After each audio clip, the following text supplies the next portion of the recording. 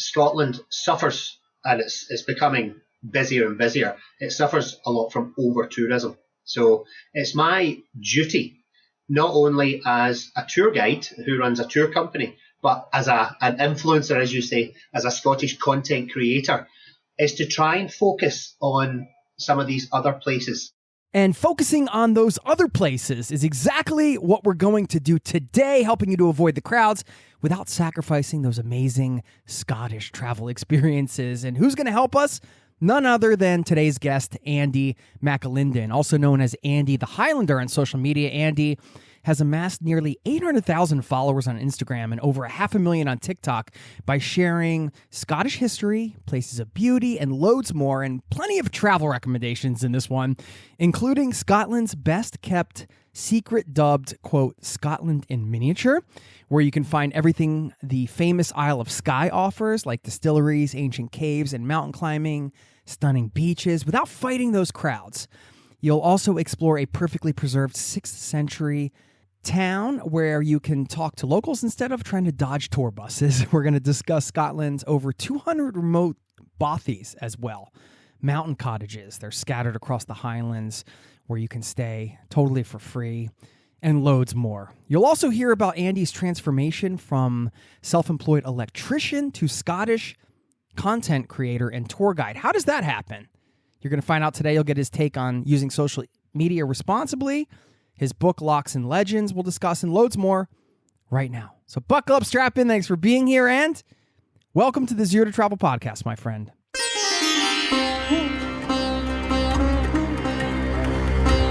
You're listening to the Zero to Travel podcast, where we explore exciting travel-based work, lifestyle, and business opportunities, helping you to achieve your wildest travel dreams. And now your host, world wanderer and travel junkie, Jason Moore.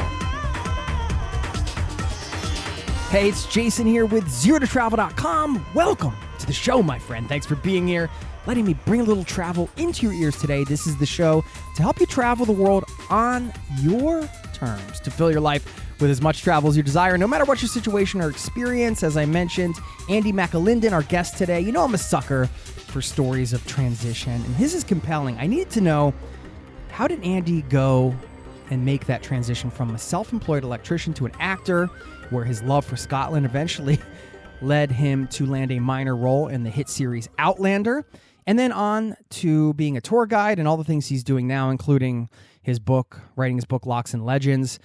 And that's, of course, just one wonderful part of the conversation. We also get into the destinations around Scotland, some of the places you might want to see.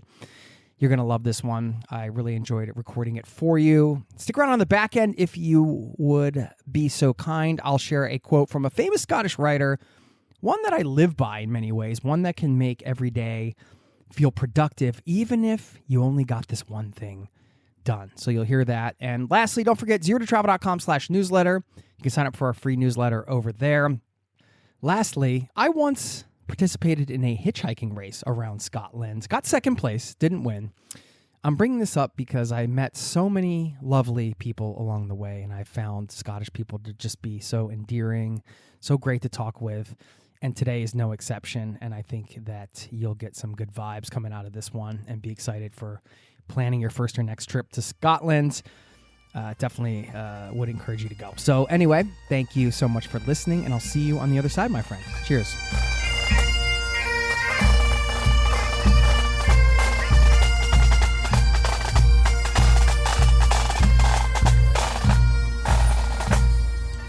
Andy McAlindon, a.k.a. Andy the Highlander. Welcome to the Zero to Travel podcast, my friends. Thanks for being here.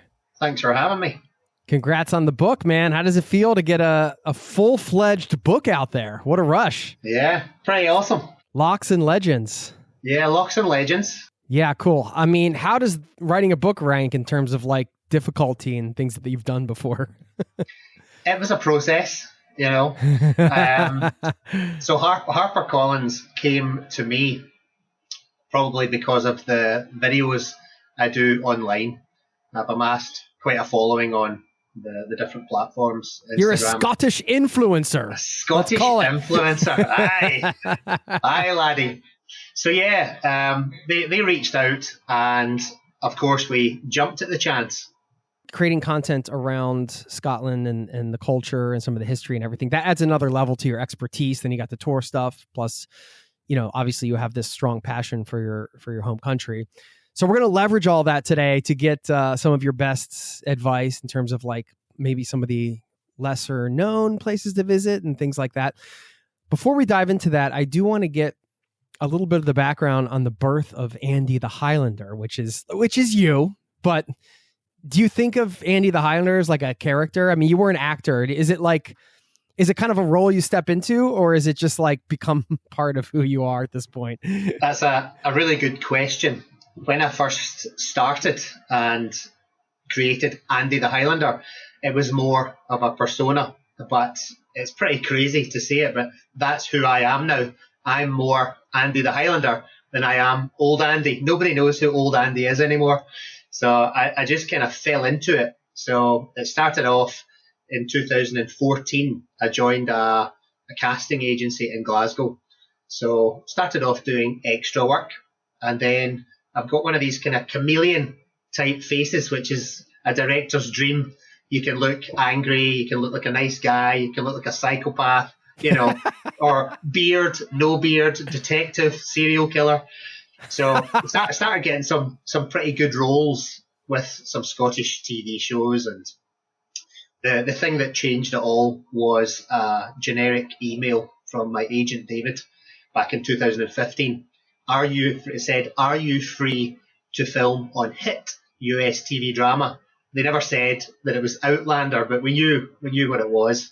So I had already seen the first season and jumped at the chance. So I had the opportunity to go to boot camp. And historically, it was actually on the anniversary of the Battle of Preston Pans, which was the 21st of September, 1745. Of course, I didn't know that at the time, but that's the date we started doing our boot camp in the studio. So I started learning to sword fight. Now, in the 18th century, I'm left-handed. In the 18th century, that was the devil's work, sinister. So I had to learn to sword fight right-handed. Oh, no. And I still do to this day, which is pretty crazy. And I started learning a lot about 18th century Scotland. But the thing that kicked it all off, I did a video in my garden. Just me in the garden demonstrating how to wear the 18th century plaid, which is called the Phillimore, the Great Kilt, and the video went viral. It got over 5.3 million views in the first 30 days, and that was it really. That's how this journey started.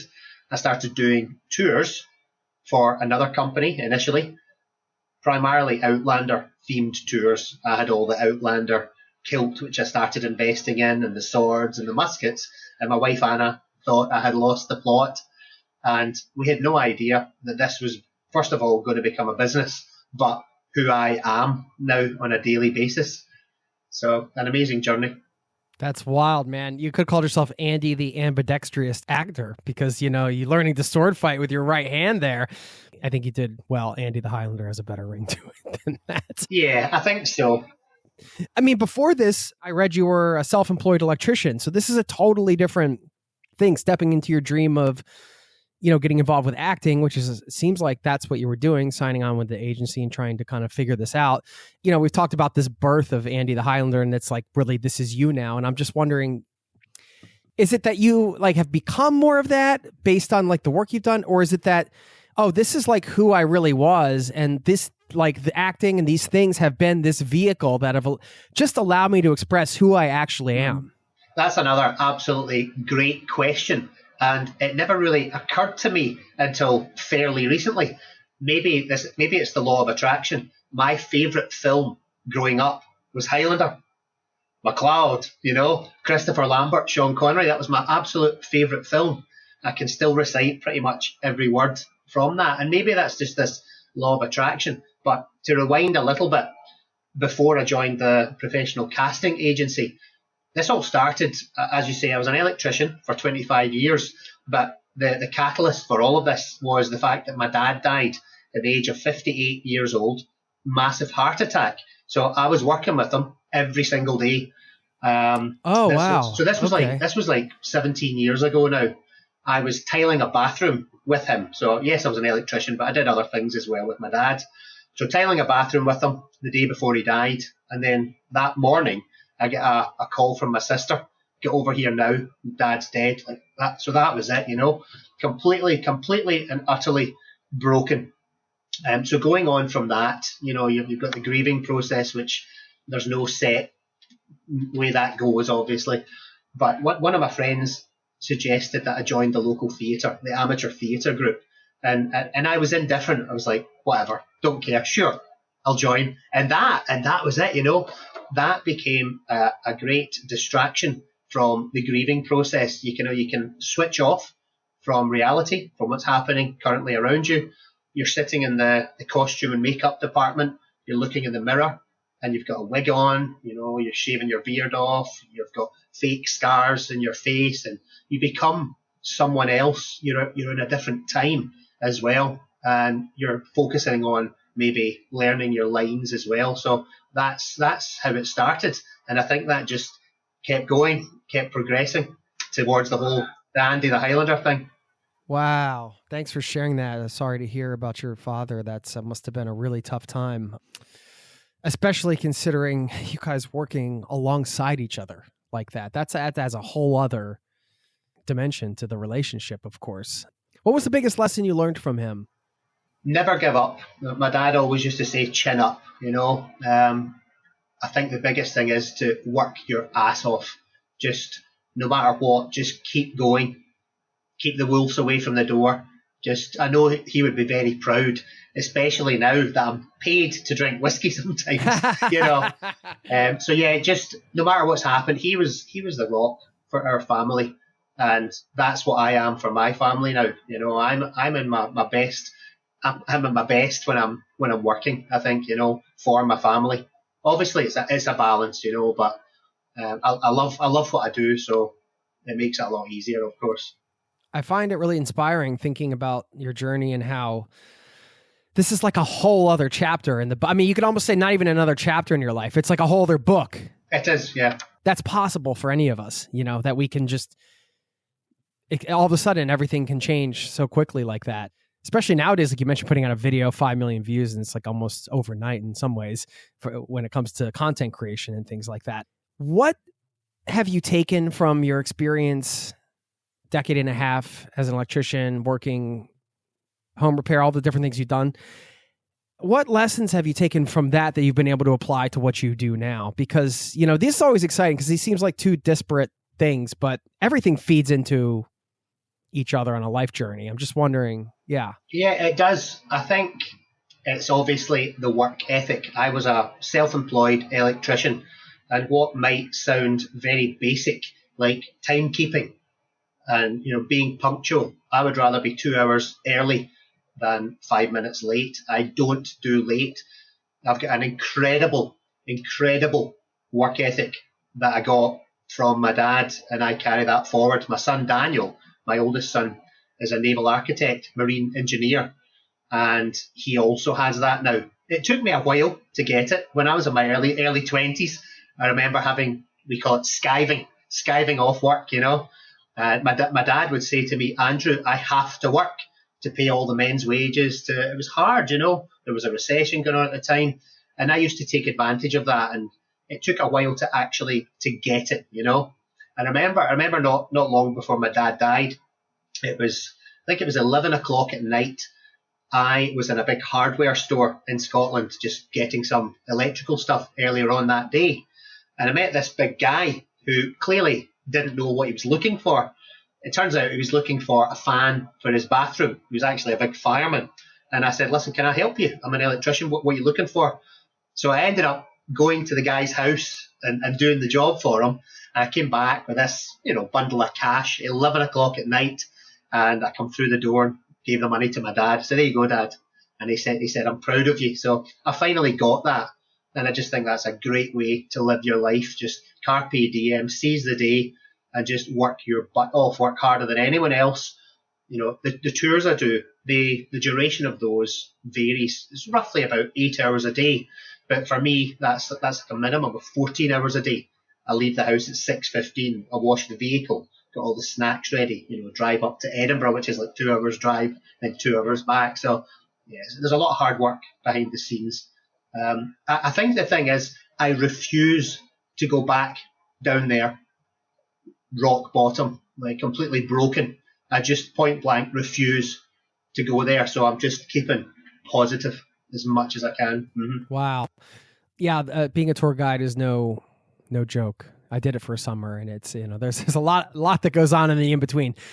Your love of Scotland obviously has led to a lot of this, but I'm sure that's deepened with diving deep into the culture, the history, playing parts that are related to the history and all this stuff.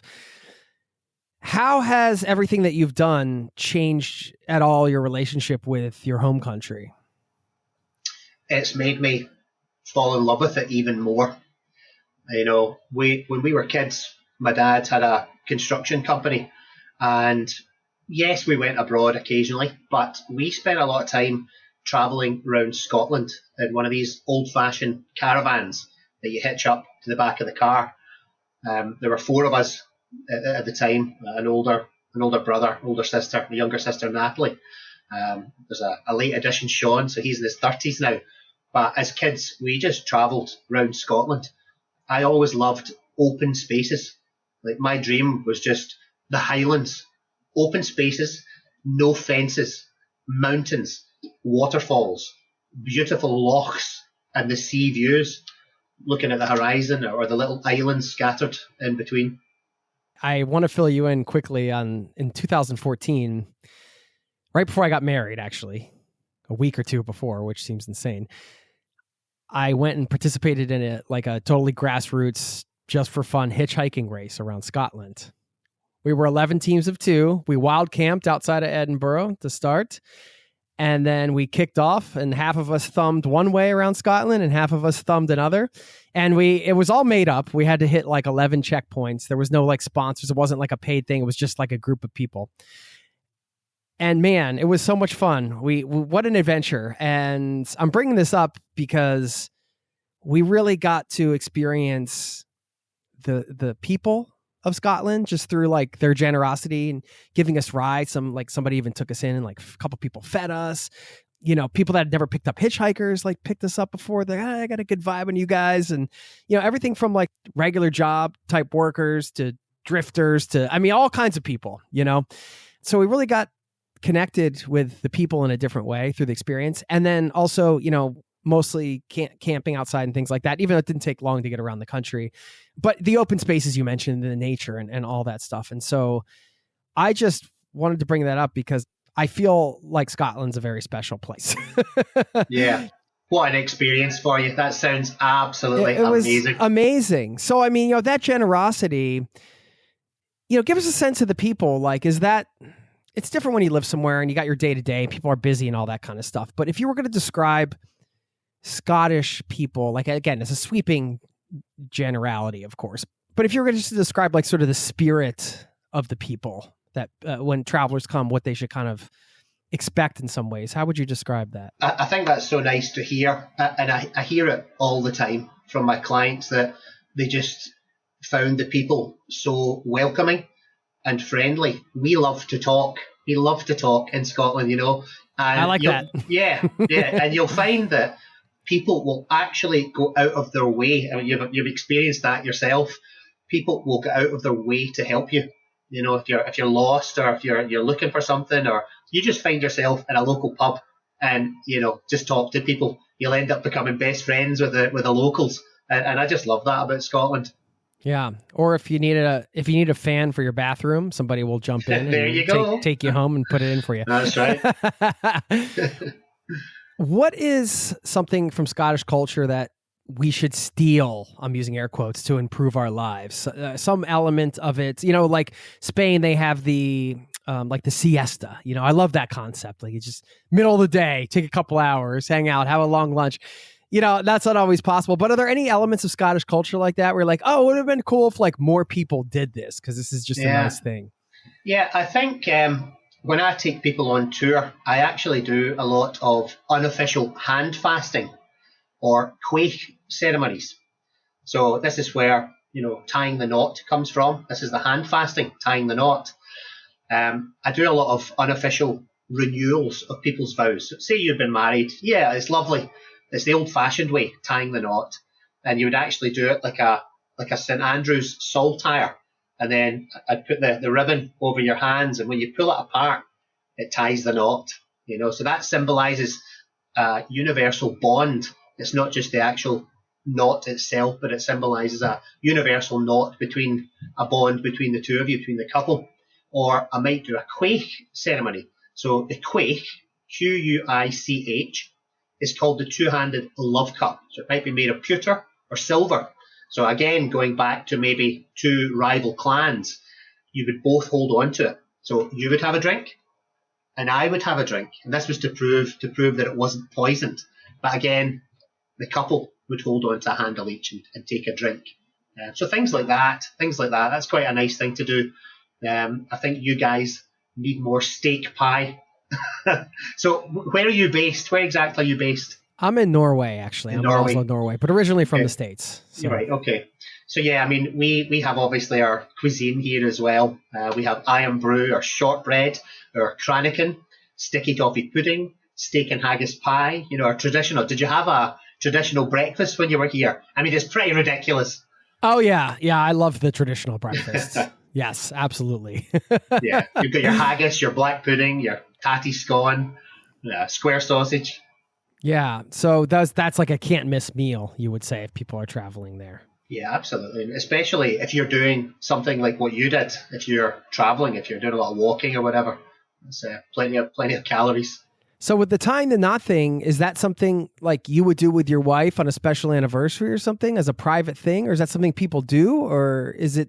I like this idea. I'm gonna steal it. I'm gonna sneak this on my wife. I don't know how to tie the knot properly. It doesn't matter. You can just do it yourselves. It's a nice gesture. It's lovely. It's you two saying to each other that you still love each other. So some people choose to do that officially. I'm not a celebrant, although I've done loads of unofficial hand fastings. In fact, one of my roles was on our very well-known TV show in Scotland called Still Game. So I married Winston and Winnie in the second last ever episode, and I was the celebrant in that one. But it's lovely. It's really nice, romantic. Spoiler alert there. Aye, there you go. That's right. All right, let's talk about some of the lesser known spots, because this is what we love. People can Google and get the top 10 of everything anywhere, but I want to go a little deeper here. Maybe some of the villages or smaller towns that you feel like people that are traveling there, for whatever reason, maybe just because they're hitting the highlights or whatever, they just miss these things, and perhaps they're places that they shouldn't miss for whatever reason. Yeah, that's right. A lot of my clients fly in to Edinburgh or Glasgow. I'm trying to push people to fly into Glasgow because it's a lot closer to where I live for a start. So yeah, they'll do Edinburgh first. They'll do Edinburgh Castle. They'll walk down the Royal Mile past St Giles Cathedral. They'll do Glasgow city centre. But as you know, Scotland suffers, and it's becoming busier and busier. It suffers a lot from over tourism. So it's my duty, not only as a tour guide who runs a tour company, but as an influencer, as you say, as a Scottish content creator, is to try and focus on some of these other places like the Isle of Skye. It's hauntingly beautiful, but my goodness, it's gorgeous. It's really gorgeous. So what I would say is, I'm not saying to people don't go, but consider going in the off season. The weather can still be beautiful. We say in Scotland, there's no such thing as bad weather, just bad clothing. Yeah, we say that in Norwegian too, man. You have to, Yeah. Du finnes ikke dårlig vær, bare dårlig klar. That's the Norwegian expression. Love it. So, we have beautiful winter weather here. It can be nice, crisp mornings, crisp days. As long as you've got good footwear and good waterproofs, you're fine.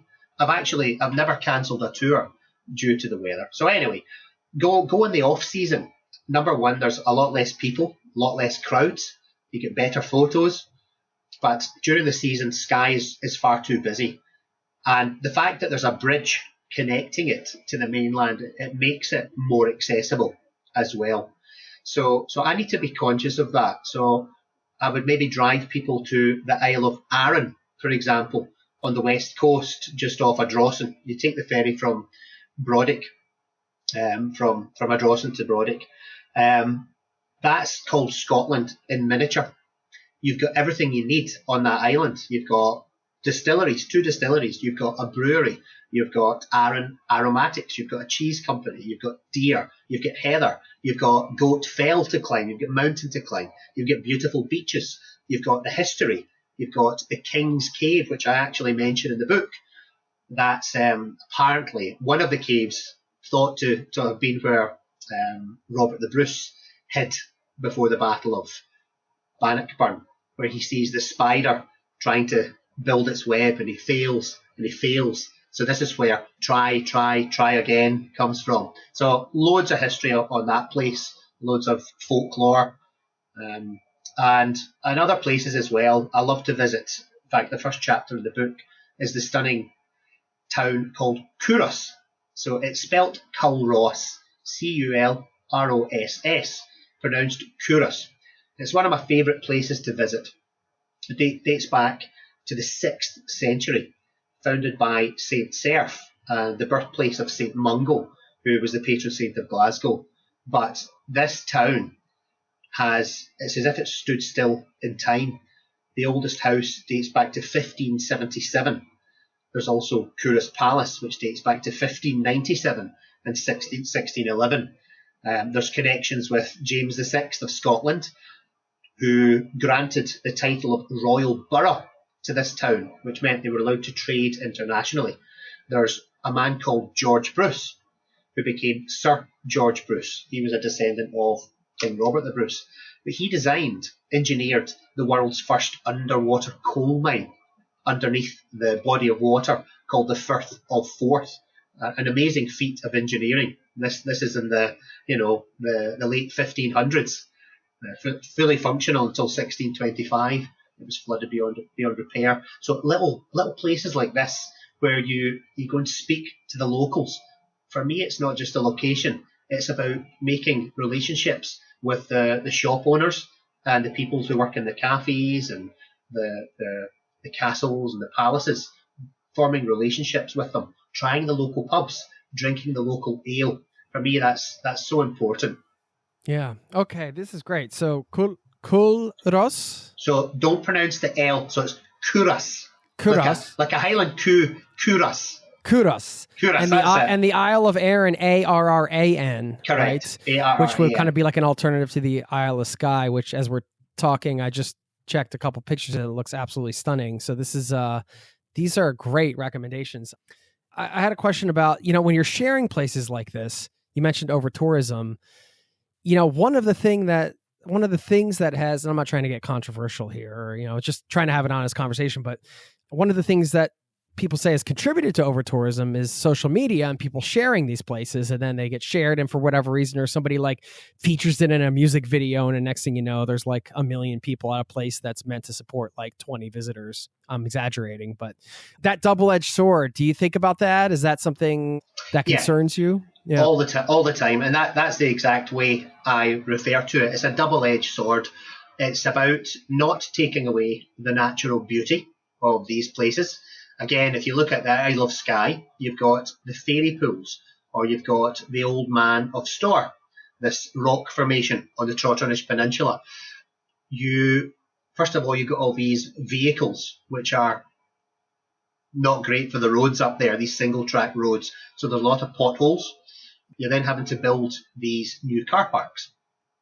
You're having to construct the toilets as well, baby changing facilities, stuff like that. So it's about not taking away the natural beauty. Scotland is getting busier and busier, so it's how do you deal with these issues? But there are certain places that I will not mention and I do not promote actively. One of them is actually an Outlander location, and it's on the outskirts of Glasgow. It's an absolutely stunning gorge, very steep gorge with a lovely river going through it, and it's a scene in Outlander. But the problem with that, there's no parking on the roads, so people are like double parking. Worst case scenario, if you visit the place, is death. If you make one wrong move, you're dead. So I don't take people there. I have done. And if somebody asked me and I can gauge their fitness levels, then I would take them. But yeah, places like that do not need any more people visiting them. Thank you. Because I think we need more people that are in your position in terms of being able to, reach a lot of people who are most likely at some point going to visit, steering them in the right places, but also, maybe there is a need to hold back on some of these places like you mentioned. By the way, I'll be hitting you up for that place. I know. Absolutely. Yeah, it's pretty gorgeous. I'll send you a private message. You talked me into it, man. I mean, I'm going to fly into Glasgow next time. Right. I'll let you know where it is. Glasgow? Glasgow. Yeah. Glasgow. Right. There we go. Yeah. Imagine there's like a Z in it. Glasgow. Okay. Yeah. Where would you take your family in terms of a place to travel? This is always a question that can kind of bring out some other interesting spots. I have a couple kids, or maybe there's people that are listening that just would like more of a family atmosphere. Maybe they don't even have family or kids, but they just like the idea of they don't want to stay at a big party place for part of the trip or whatever, Yeah. I mean, I love the outdoors. The position I'm in as well, companies reach out to me and ask perhaps if I would like to do some sort of partnership, some sort of giveaway, or promote their property. Sometimes they'll offer a few nights stay and I'll do a video. I will only ever do that if I believe in the property, if I think it's something special. I'll never promote something that doesn't fit my brand. I think I had a company reach out to me recently and asked me if I wanted to promote vapes. I was like, no, thank you. But yeah, I'm very fortunate. I'm actually going away right up the north of Scotland in a few days. I'm going to Achmelvich, which is part of the NC 500 route as well. So again, I think we've got 2 or 3 nights up there.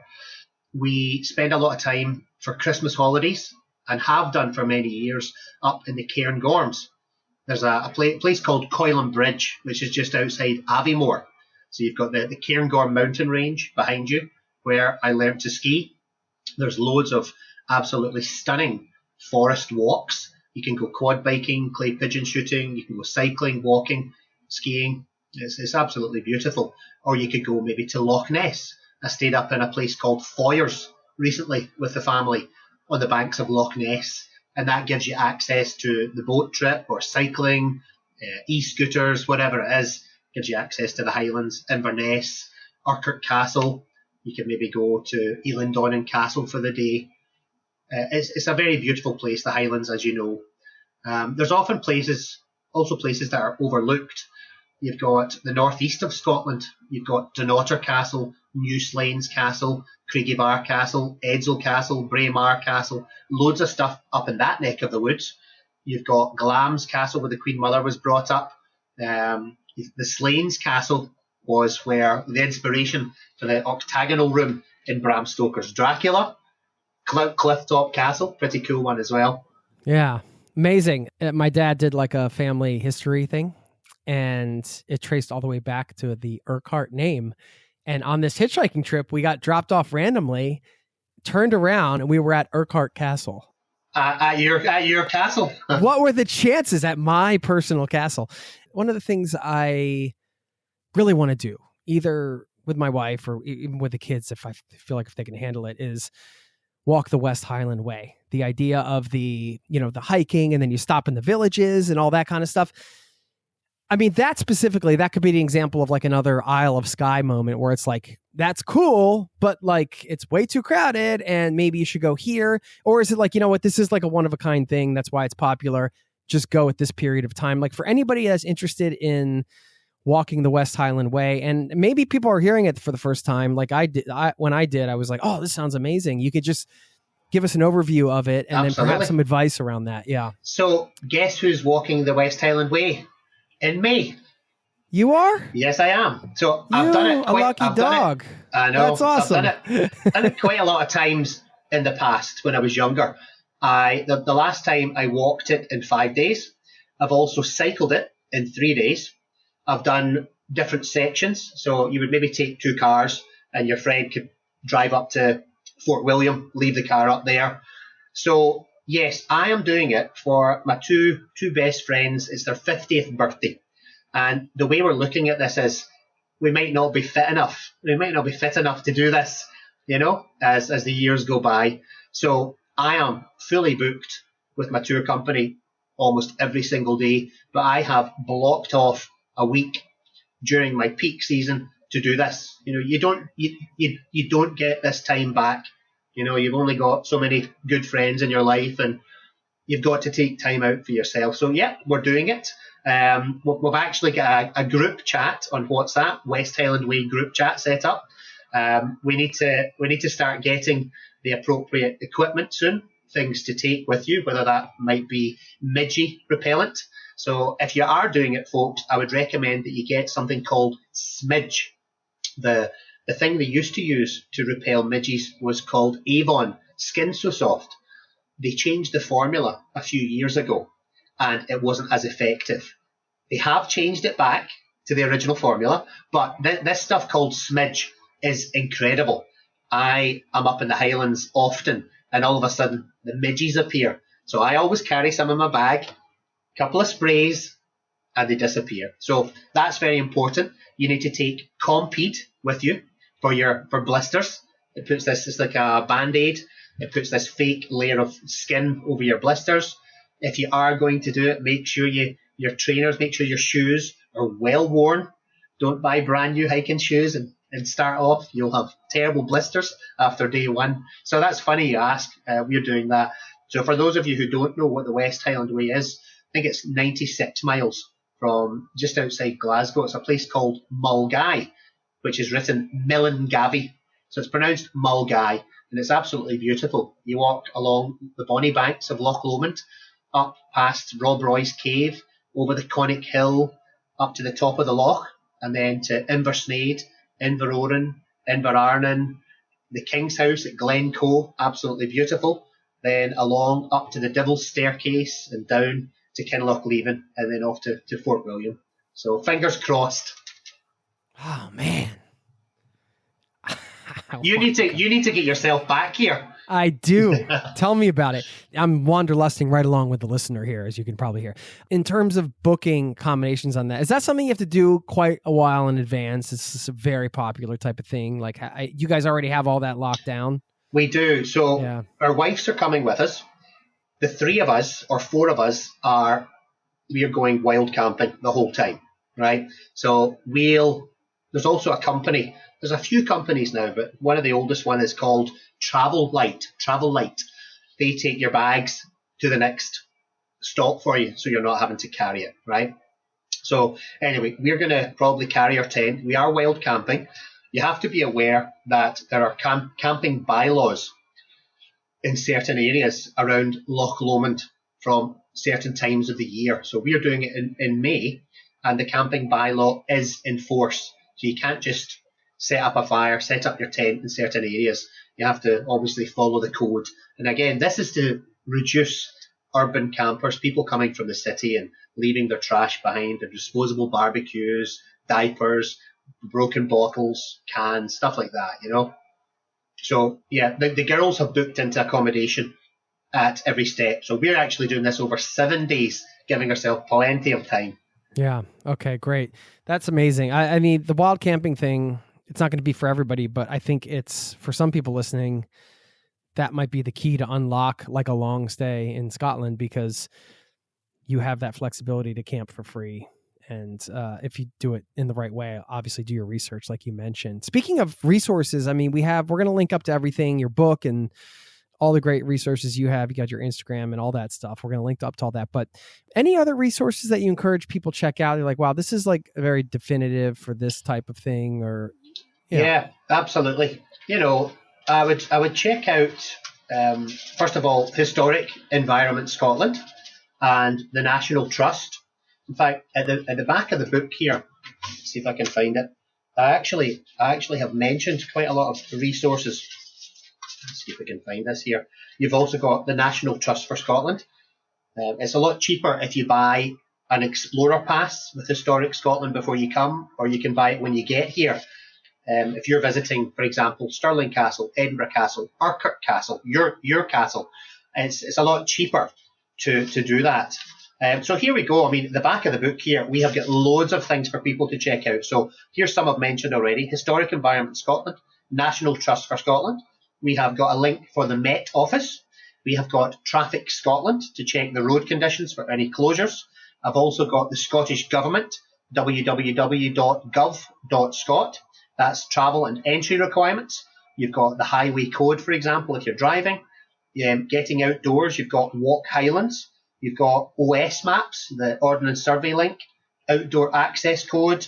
And then I've also got transportation, trains, ferries, tour companies, mine, of course. And I've got useful links in here as well.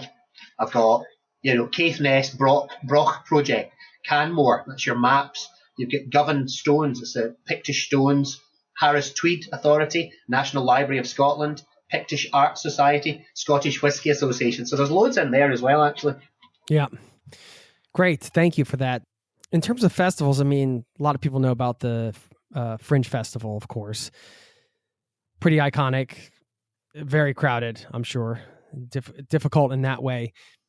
Outside of Fringe, are there any other unique festivals that you would say, hey, like these are really cool, like people are missing this? I was doing some research and looking this up, and I heard about the World Bog Snorkeling Championships, for example. I don't know if you know that was a thing. Or there's like haggis hurling. There's these quirky events, and like sometimes as a traveler, you get lucky and you end up at them and you're like, what? You just stumble, you're like, what's going on here? But any other sort of like festivals or gatherings that you think will be worth people scheduling a trip around? Yeah, sure. We were quite fortunate. I did a tour last year, and we pulled into this little town with this lovely Packhorse Bridge, and it turns out that that's where the World Porridge Championship was happening as we drove into the town. But you've got Highland Games are obviously very popular. We have them in usually the summer months. You've got the Edinburgh Tattoo, obviously, as well. You've got the Fire Festival. If you're lucky enough to get up to Shetland as well, you've got the Helia up there as well. If you can get a chance to go to a Ceilidh or perhaps a Burns supper. So Robert Burns was Scotland's national bard. It was Burns night actually on the 25th of January. So a Burns supper, you'll have haggis, neeps and tatties and some whiskey. And you'll actually do what we call the address to the haggis. So Robbie Burns wrote in both Scots language and English as well.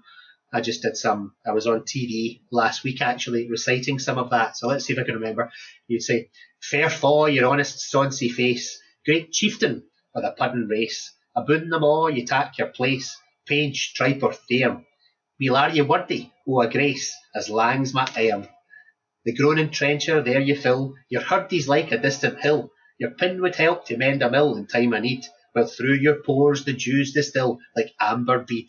His knifesy rustic labour dicht will cut you up with ready slicked, trenching your gushing entrails bricht like bonny ditch. And then, oh, what a glorious sicht, warm, reeking, rich. So that's a part of the address to the haggis. That's a big deal in Scotland. Wow. Okay, that was musical, man. That was like a little song. Yeah, love that. Yeah. Robbie Burns was some man. So if you can get yourself to a Burns supper, or Hogmanay is a big deal in Scotland. I'm sure you've all heard of Auld Lang Syne. And again, that was written by Robbie Burns. Should old acquaintance be forgot? That one. And we all hold hands. So this is about looking back on life with fondness. It's about remembering old friends and loved ones, people who are no longer with us. It's about friendship, and it's also about looking ahead to the future with positivity. Wow. Yeah, it's really cool. That sounds magical. I love hearing about those types of traditions, and getting to partake is the ultimate. I mean, I think that's one of the things we love about travel. We get connected to people in the world in a very human way, right? Like it's much more unnatural to work the way we are now in front of the screens and everything. Like, I mean, I would kill to do this one in person, not literally, kill, but you know what I mean? I know. It sounds like you completely have the bug. You have got the Scotland bug big time. Yeah, I do, man. Well, I mean, it's just, do you find that balance hard? Like the content online thing, and then it seems like with some of the work you've done, obviously with your background working in homes, and then you have acting and things like that. It's very much, in person, kind of interacting. You're with people, tour groups, you're with people, you're the energy, the experience, you're kind of facilitating a travel experience for people. That is totally different than making a video by yourself. Or I did enjoy the one though, when you came up out of Loch Ness soaking wet, and maybe you were trying not to look cold, but man, it looked freezing. It was rather fresh. Yeah, it was Baltic. Yeah. That's what you call suffering for the art, or as basically I'm just an absolute madman. Turned it off. You turned it off. You're just like, I'm not cold. Here we go. No, that's great. So yeah, we have good fun doing the videos. So it's my brother Sean who does all my social media. So he does all the video, he does all the editing, puts the music through it. He does the drone footage as well. And I think with my kind of content, I'm not a historian. I just know a lot about Scotland, and I've made it my business to learn about the history, which is always subjective anyway. And I feel that if you go into too much detail, imagine I was conducting a tour and I go on and on and on, you start seeing people kind of looking at their watch, So you've got to keep people engaged and make it fun as well. Nobody is going to remember all the statistics that you tell them anyway. You have to know what you're talking about. Make it fun for people, Yeah. No, that's great. So it sounds like with the online stuff, you're getting help from your brother, so it's not too intense in terms of what you have to do, because those things can take a while. I mean, to put together a good short 30-second or 1-minute video takes a lot longer than it would seem to on the surface. It does, yeah. We've actually got something very exciting coming up on the 13th, 14th and 15th of February before we head up to the Achmelvich location, the NC 500 location. So, and again, this is tying in with Scotland's history. There's a thing called the Rout of Moy, R-O-U-T, Rout of Moy. So Bonnie Prince Charlie was staying at a place called Moy Hall in the Highlands. It's south of Inverness. So this was the 16th of February, 1746. The government find out he's staying there. So they send 1,500 redcoats to try and intercept him. He gets a warning and manages to escape. So it was called the Rout of Moy. But Lady Anne McIntosh, who was a Jacobite sympathiser, her husband was on the side of the government, but she was helping Bonnie Prince Charlie. So she only had maybe a dozen men at Moy Hall. So they made loads of noise, they fired shots, they shouted Jacobite cries, and it fooled the government army into thinking the main Jacobite army was there. Anyway, long story short, they have created a tartan called the Rout of Moy. I have got it. I contacted the people who made it, and I'm going up for 3 days to do a video all about it. So look out for it. Okay. Really exciting. What is a tartan? So that's basically the kilt that I wear. So this one, they've just designed it. It's called the Rout of Moy tartan. So the kind of square set on the tartan. This one's a kind of red and black colour. It's very pretty. Clan tartan is a 19th century invention. When George IV came to Scotland in 1822, it was the first visit from a reigning monarch for quite some time. So Sir Walter Scott persuades him to wear full tartan regalia to try and appeal to the Scottish people. And if it was good enough for the king, it was good enough for everybody else. So tartan was back in business. It was actually banned after the Battle of Culloden. It was part of the Act of Prescription. It was called the Dress Act. So nobody was allowed to wear tartan. And it wasn't repealed until 1782. Okay. Okay, let's say, we've talked about a lot of different places. I know we're coming towards the end here. I wanted to get not everybody has the luxury of traveling for extended periods of time. If you have like a 10-day, let's say you have 10 days, right? Of course, this is going to vary depending on your interests and stuff like that, but just kind of like, give us like a nice sort of overall quick itinerary of like what you would do in about that amount of time, mixing a little bit of everything in. Yeah. So, interestingly, the way I've kind of designed the book here, locks in fact, that's your castle. That's your castle on the front cover. Harcourt Castle. So there's a whole chapter in there.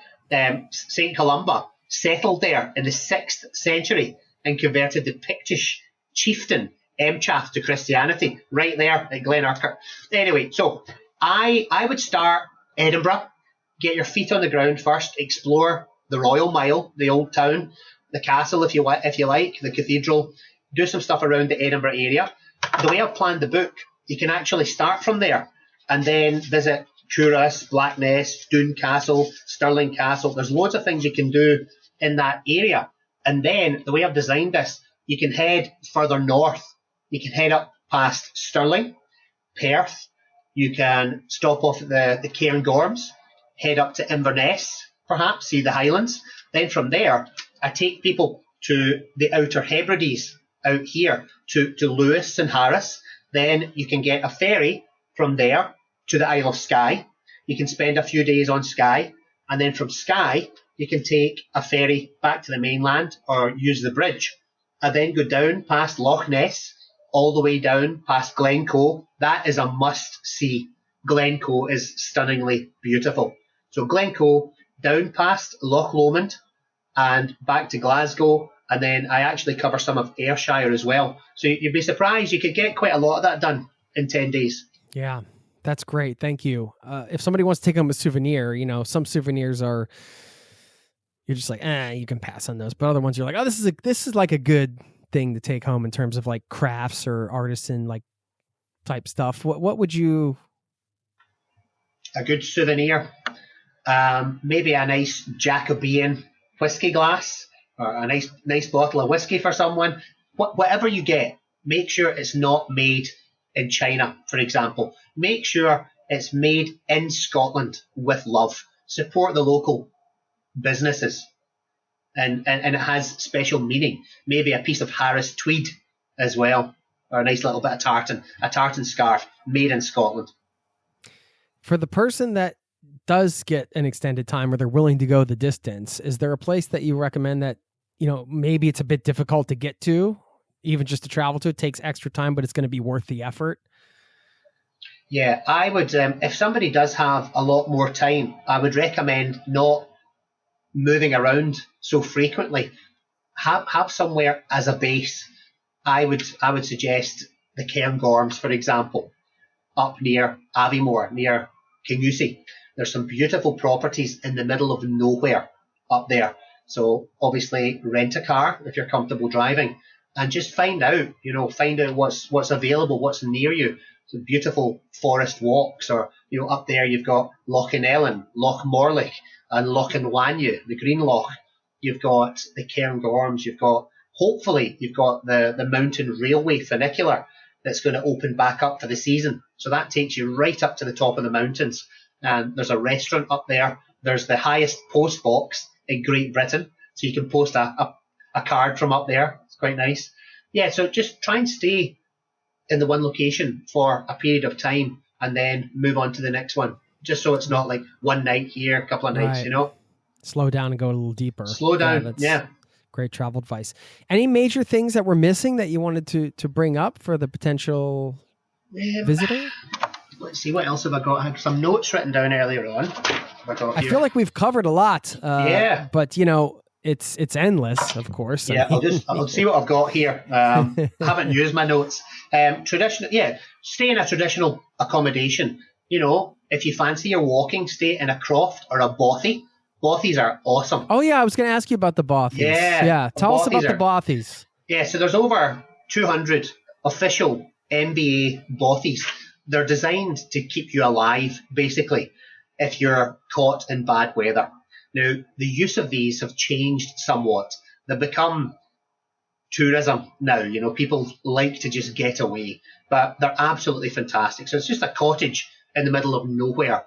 And the protocol for that would be to leave some logs behind, leave some matches behind, leave some food behind, maybe some whiskey. Leave something for the next people. Imagine you get caught in a blizzard. You want to find a bothy. It's like an oasis, a Scottish pay it oasis. forward kind of Pay thing. it forward, Yeah. brother. Yeah. Talk to the locals. Join a ceilidh, live music. I've got Burns Night, Hogmanay, the Fringe, Highlands and Islands, food. So you've got haggis, cranachan, Cullen skink, an amazing fish soup, iron brew, sticky toffee pudding, shortbread, black pudding, full Scottish breakfast. Try some whiskey, try some local ales, and there's loads of hiking as well, lovely walking routes. Yes. Two last things. Okay. The live music. Can you talk a bit about the scene and what people should look for in terms of finding an authentic place to see live music? So there's a place in Edinburgh called the Gilly Doo. If you go in there, it's on Princes Street actually, and you will get perhaps a ceilidh with, violins, fiddles, guitars, whatever it is, accordions, and with a ceilidh, it's so much fun. It doesn't matter if you don't know how to do it. Somebody, at least one person, will always know how to do it. So they'll grab your arm and say, no, this arm, and it gets faster and faster. It's so much fun. If you're up in the Highlands, I go up to Inverness a lot, and there's actually several places that do live music every single night of the week. And again, it's just locals playing. It actually reminds me a little bit of the Temple Bar in Dublin. You go in and sit and have a Guinness, and the next thing, somebody pulls out a fiddle or something. It's just so much fun, and everybody gets involved. Great fun. Yeah, this is one of my favorite things in the world, is to go into a pub and see music like that. My wife just got back from Ireland pretty recently, and I was just like, I wish they had that culture of live music a little bit more here. Of course we have it, but it's not in the same way where like you said, every night of the week there's just people gathering and just like full. Yeah, I love that. Last thing, the hiking, we mentioned the West Highland Way, and you've mentioned a lot of the open spaces and the beautiful nature. Are there any other hiking or outdoor, it doesn't have to be like extreme anything or multi-day, but just any other things like that related to getting in the outdoors that you want to point out that we missed? Yeah, I mean, we have we call it Munro bagging. If you're pretty fit, a Munro is over 3,000 feet, but Glencoe is one of the most beautiful places in Scotland. So I actually mention it in the book. It's called the Hidden Valley. Some people call it the Lost Valley. This is where the McDonald's of Glencoe would take their rustled cattle and hide them up in the mountains. So the Three Sisters are three mountains named after three sisters from the area. And they say that they used to be about 3 times the size they are today, formed over 480 million years ago. The two continents, Avalonia and Laurentia, collided together. And the valley of Glencoe was carved from the last ice age, about 12,000 years ago. But there's a lovely walk. In fact, I did it recently with clients. So many lovely walks you can do up in Glencoe, up in the Highlands. Amazing. I mean, as we mentioned, it's a tough job being a tour guide, but then you get to, then you're out doing that and you're like, well, this is pretty sweet too. Let's mention the book one more time, Locks and Legends, and let people know where the best place is to find you, and if people want to get in touch, your tour company, anything you want to share here. Yeah, so my company's called Highlander Tours. You can send if you want to put the link in below later, that'd be fab. And so it's out in North America now. You'll get it in Barnes and Noble in the States. It's in Target and Walmart online. You'll get it in loads of the bookshops in the UK as well. You can get it on Amazon. And I have done an audiobook as well. It was hard work. It took me 3 days to do the audiobook, but it is in my voice. So that's quite nice. And I've found that people can use this. It's for people who will never come to Scotland. They can use it as an armchair guide, but it's also for people who do come. Imagine you're driving through Glencoe. You can put it on in the car, and it kind of tells the story as you're driving through, or as you're driving through Loch Ness, or if you're visiting one of the castles. Use your eyes first, and then read a wee bit more about the legends of it, of the history of the place. Great wee book. Love it. Yeah, there's some audiobooks where you really want the author to be reading it and not some voiceover person, and you're definitely in that first category. Like, I want to hear your accent. I want you reading it. So I think that's great that you did it. It was 3 days well worth spent, I'm sure. Yeah, it had to be me. It couldn't have been. They're like, that's not Andy. It's been great chatting with you. Do you want to leave us with maybe a Scottish quote or a proverb or something from Scotland that we could send people off with, maybe something that gives us a little food for thought or just something fun, whatever. I'll leave it open. Take photos, only leave your footprints. Leave no trace. And lang may your lum reek. That's a good one. That means long may your chimney smoke. Long may your house be heated and warm. Lang may your lum reek. Love it. Thank you very much, Andy, and hope we can stay in touch. Yeah, love to. I'll see you when you come over to Scotland. Sounds like a plan. Take care. Take care, Jason. Cheers.